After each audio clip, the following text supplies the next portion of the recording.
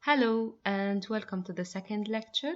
Today we will talk more about safety, hazards, risks, and about the difference between these terms. Now you need to understand that in the past when people started to care about safety and the safe work conditions, they only considered machine and equipment. Workers were rarely considered. They only cared about the safety of the facility, for example, how to protect the factory from fire or how to protect the equipment from destruction. However, nowadays the safety of workers is taken more into consideration. So, with safety engineering, we work to keep everyone and everything safe in any workplace environment. But nothing is 100% safe. There is always a possibility that some equipment become unsafe or hazardous. What is a hazard? If you want to define a hazard, it is an unsafe physical condition that may cause harm. And risk is the chance that someone be harmed by this hazard. So safety of any work environment is relative to the degree of freedom from risks and hazards. Let's explore more the difference between a risk and a hazard. If you look closely at this figure, you will see that the top drawer is overloaded. So this is a hazard. It is an unsafe physical condition that may cause harm. Till now, it didn't cause any harm, but it may cause harm at any time. Now, if anyone passes by this drawer and accidentally touches it, it will fall on him. So he will be harmed by this hazard. Now, what is the probability that someone passing next to this drawer is harmed by it? This is the risk. So risk is uncertain, and the magnitude of risk is measured by the effect it causes. So in any workplace, we have hazards. These hazards can be observed or predicted due to the past knowledge or past experience.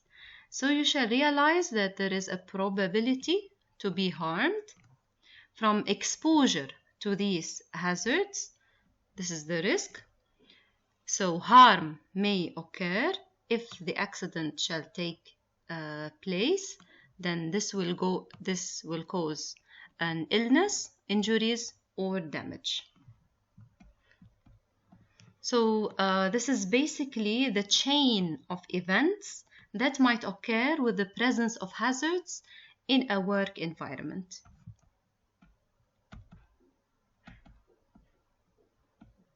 Now here comes the role of safety engineers, which is risk assessment.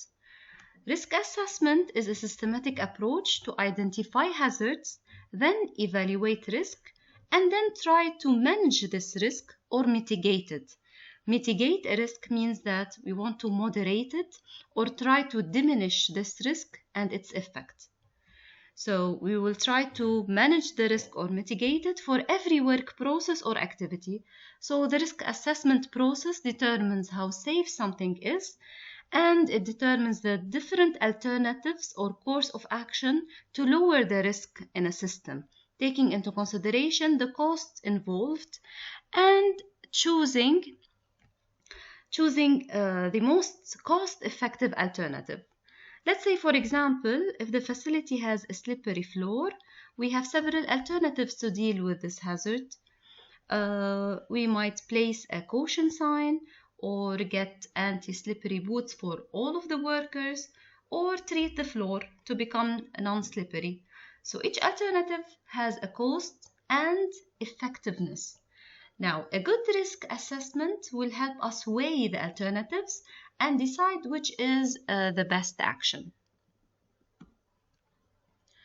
So that is why engineers should use system safety engineering analysis to understand the causes of hazards and how to control these hazards, because system safety assures that all the system is safe and that the system is safe for everyone and everything, including people, equipment, and the whole environment. Now, you might say that most design engineers use safety in designing their products or machines, but why accidents still happen? There are several factors that may influence accidents' occurrence in any workplace, but the human error accounts for the most accidents when compared to the other factors such as machine or equipment. Now, to reduce this risk caused by human error, safety engineers should conduct training sessions to the workers to increase their awareness about safety. Moreover, the safety engineer should collaborate with the industrial engineer to enhance the facility layout and improve the workplace design for a safer work environment.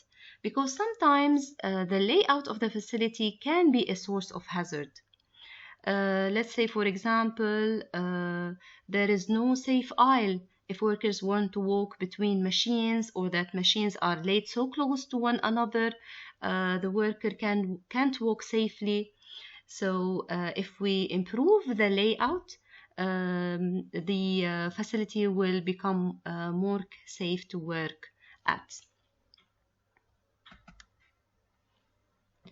Now, that's why safety engineering targets the whole system to make it a hazard risk-free as much as possible. And in order to do that and achieve this, safety engineering should identify hazards, then evaluate it, and then try to control these hazards to prevent harm or damage to people, property, and the environment.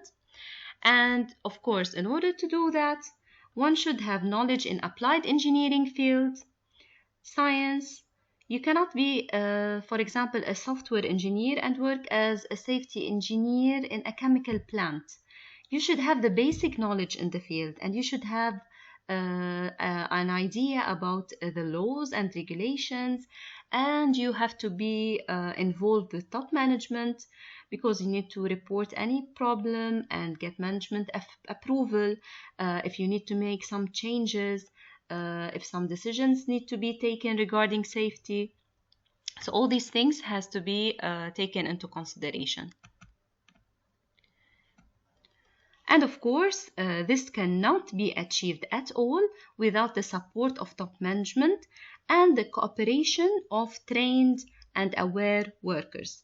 Now, even the best safety plan will fail if top management is not safety conscious and is not willing to be involved in safety.